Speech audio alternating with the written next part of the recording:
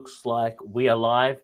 And in just a moment, my other tick should connect, fingers crossed. And if we're not, we might have to do it again. Okay, looks like we are live. So I'm going to go live now for properties and beers. And if you're watching this, apologies, new tech. So,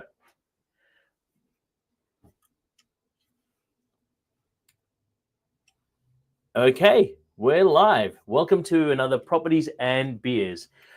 Today we're going to be chatting about the SDA crisis, oversupply, and the pathway forward. So before we get started, we're going to have our friendly beer today. So today we have amply spicy alcoholic ginger beer. Technically, it's still beer, so we win, right? Let's give it a go. For those that have been with me before, you know exactly what our jam is.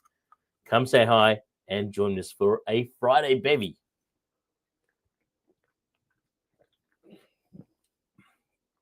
Actually, it's really nice. And even though it's zero sugar, it tastes sweet, but not overly sweet, if you know what I mean. Alrighty. This will be a staple for those that enjoy ginger beer. For those that don't enjoy ginger beer, don't try it. Right. Let's get this party started. So, now, alrighty, legends, welcome back to Properties and Beers.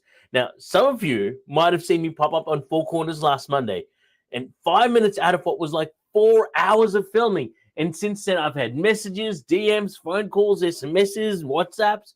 Goro, what was it like? Well, let's ask a better question. The better one is, what does that episode really mean for the future of SDA participants, families, and investors just like you that might be watching? So now, if you saw the episode, you know oversupply is becoming a real issue in some suburbs.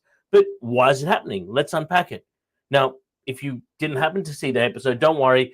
Tonight, I'm going to give you the inside scoop on what they got right, what they missed, and what really matters if you're looking at SDA. And if you really want, we could even actually post a clip on here as sort of the first comment.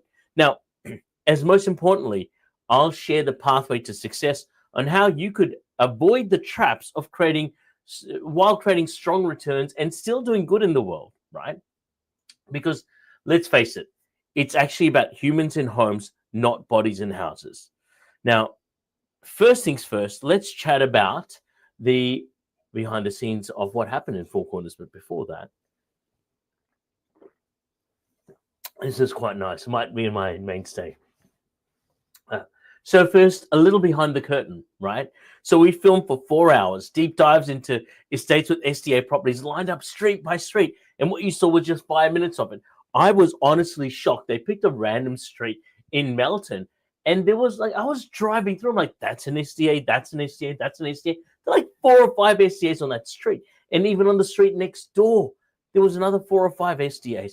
And it was nuts. It wasn't just one builder or 2 builders. It's like 3 or 4 different builders all building SDAs.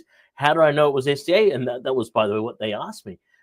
How do you know this is an SDA? I'm like, trust me, after basically being part of building 80 plus of them, you kind of figure out what's an SDA and what's not in terms of the NDIS housing.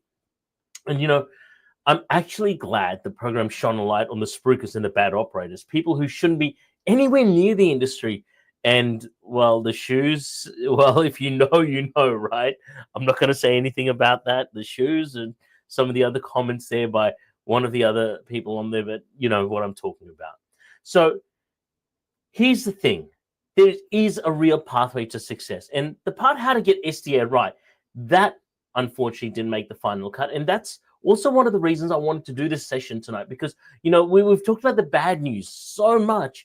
It's about time we shone light onto the good news, because that's available as well. As Tony Robbins said, what's bad is always available. What's negative is always available. But what's right is also available, right? And it's time we talk about what's right as well, and some of the solutions that are coming out in the industry.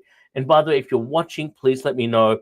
I'd love to say hi. So let's chat about the oversupply problem. So one of the big headlines from the program was this: oversupply. And here's the uncomfortable truth. Developers are often building where land is cheapest, not where participants actually want to live. And this mismatch, unfortunately, is driving vacancies, frustration, and wasted capital. Look, here's the thing. wrong suburb, wrong partner, wrong product, that's a triple whammy that can undo everything SDA was meant to achieve. And here's the thing, oversupply isn't just an investor problem, it's a participant problem. Imagine being promised a forever home only to be finding yourself in the middle of nowhere, isolated from friends, family, and community. No wonder there are a lot of people with SDA on the plans who haven't chosen to move into a house because it's not in the right area. And that was part of the conversation that we had on that Four Corners episode. So, brother, I hope you don't mind getting a bit of a deep dive. Now, geez, I'm going to need another one.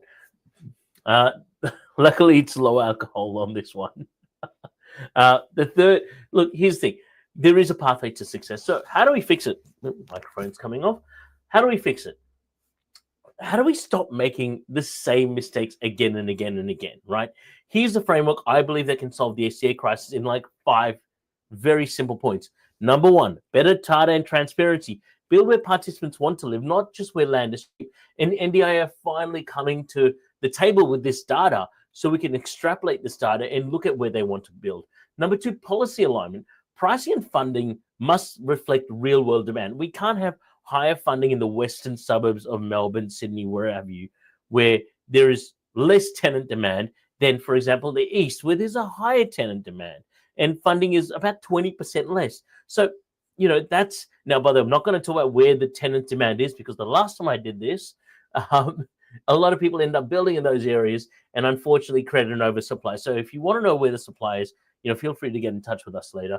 Now, you know, the third thing is participant-led planning. We've got to really look at co-designing with participants and their families before shovels hit the ground. You know, a lot of my designs actually go to someone who has a disability and they look at it under their lens. And so we go through a few different design iterations. They go through it with their lens and they say, Gora, I change this, this, and this, and this. And I change whatever I can on the build design that's within reason to make sure we have a co-design with a participant with SDA. And number 4, quality over quantity. Compliance is the baseline. However, functionality, independence, and dignity are the goal. You know, even on some of our current builds, we're finding that there is a lack of functionality in some of the things that we've done. So what we're doing is that we've got a twofold approach. We're going to go fix the existing houses that have a functionality issue, and we're working through that right now. And we fixed it on future houses. And that's really important because functionality is really important to understand if you're going to invest in this space. And number 5, collaboration and stewardship. Less fragmentation, more responsibility, and long-term thinking. That is what's required. As someone who's one of the biggest investors in this space says, SDA money or NDI's SDA money has got to be patient money. So please be patient. By the way, if you're watching this, thank you for that gift of teaching us that. So now, some people might say it's rocket science, and it's actually not. It's common sense, but common sense isn't common practice, as they say, right? Now, one of the last few things is the investor mindset shift, because yes, I did blame the brokers. Brokers. I blame the builders and the sales brokers, and it also comes down to the right kind of investor. So, and this is where I want to credit my colleague Jeremy Hope, who I've got the most immense amount of respect for. Jeremy, if you're watching this, thank you, because you said something so perfectly. I want to repeat it.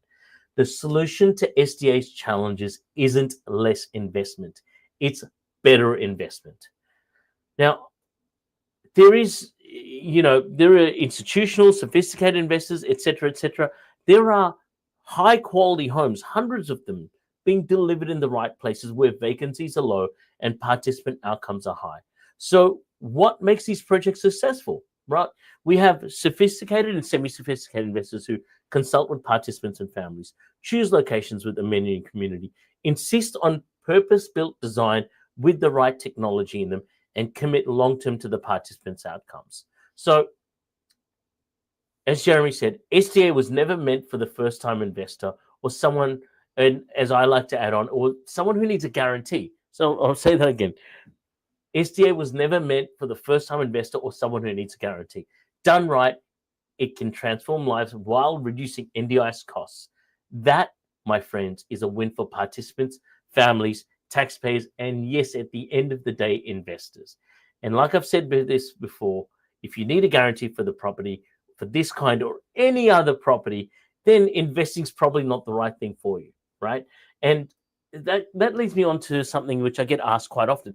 Goro, should I invest in SDA? Well, number one, I'm not a financial planner, and I don't pretend to be one on the internet. By the way, thanks to Chris, one of our clients, for pointing this out.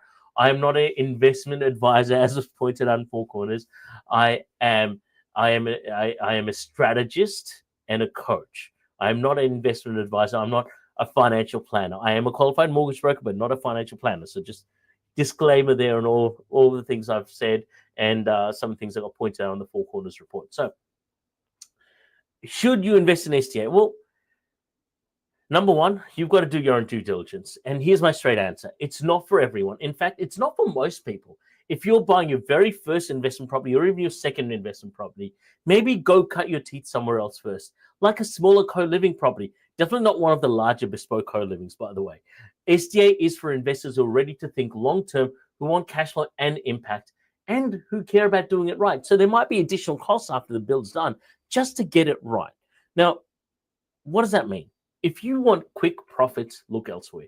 If you want to build a legacy that pays dividends on both dollars and dignity, then this might just be the space for you. But patience, my friends, is your greatest asset here. Now, I want to share something I've kept a secret until now. I need a drink before I do that, though. I'm going to share with you something I've kept a secret until now. Something that's probably lost us millions of dollars in sales. But you know what? It was the right thing to do by industry and investors.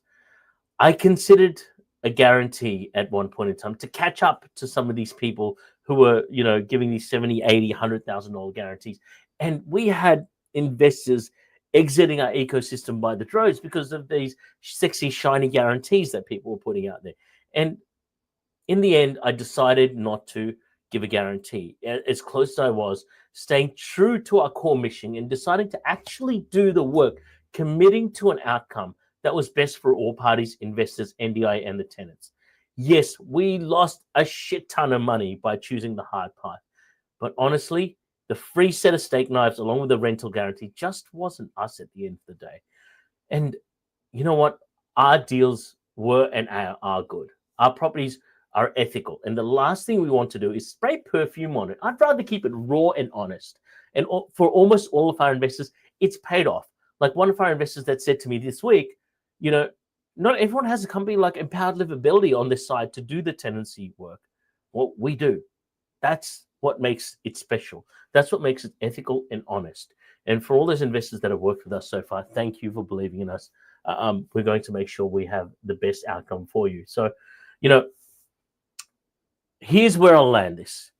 SDA's potential is enormous. Done right, it reduces hospital stays, restores dignity, fosters independence, and creates real community. And yes, it pays reliable, sustainable income if you get it right and are patient.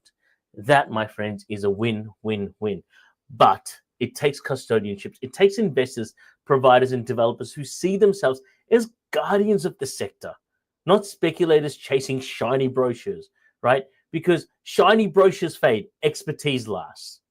By the way, thank you, Christian, for that quote. I borrowed that. I thank you for letting me borrow that, Christian Liviosi, on my LinkedIn.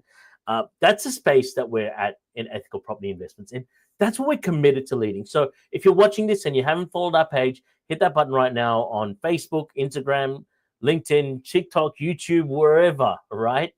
Most of you watch but don't follow, and you're missing out on the real insights that could save you from costly mistakes, especially if you're a first-time investor or a newer investor. Now, if you're a sophisticated investor, you should also follow us because I like to give out content for free. What a concept, right? And look, thank you for tuning into Properties and Beers. I'll see you next time, next Friday. And remember, it's about humans in homes, not bodies in houses. Thank you. Cheers. Have a fantastic weekend.